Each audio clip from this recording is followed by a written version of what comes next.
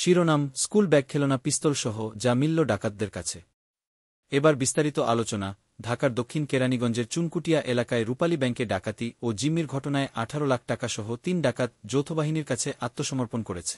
তাদের কাছ থেকে খেলনা পিস্তল ও মাস্ক, স্কুল ব্যাগসহ নানা সরঞ্জাম জব্দ করা হয়েছে।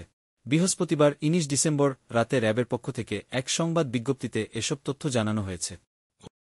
আটক ডাকাতরা হলেন গোপালগঞ্জের কাশিয়ানী থানার কুমুরিয়া গ্রামের মো. কবির মোল্লার ছেলে মো. লিয়ন মোল্লা নির্ব 22, ঢাকার দক্ষিণ কেরানীগঞ্জ থানার কদমতলী খালপাড় গ্রামের মো. কামাল পারভেজের ছেলে মো. আরাফাত 16 এবং একই গ্রামের আবদুল্লাহর ছেলে মো. সিফাত 16। সংবাদ বিজ্ঞপ্তিতে র্যাব জানিয়েছে, দুপুর আনুমানিক 2টার দিকে দক্ষিণ কেরানীগঞ্জ থানাধীন চুনকুটিয়া পাকাপোল এলাকায় অবস্থিত রূপালী ব্যাংকের জিঞ্জিরা শাখায় 3 জন দুষ্কৃতকারী ডাকাতির উদ্দেশ্যে প্রবেশ করে।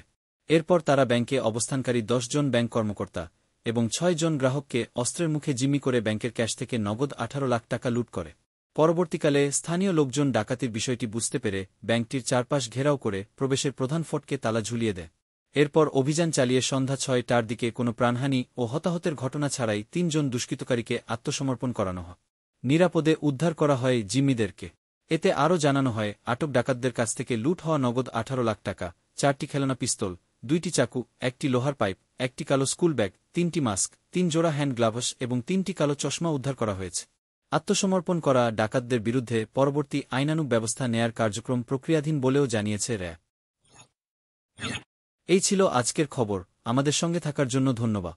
আপনি যদি এই খবর পছন্দ করে থাকেন, তাহলে আরও আপডেট পেতে আমাদের চ্যানেলটি সাবস্ক্রাইব করুন এবং শেয়ার করুন। পরবর্তী আপডেট পর্যন্ত ভালো থাকুন।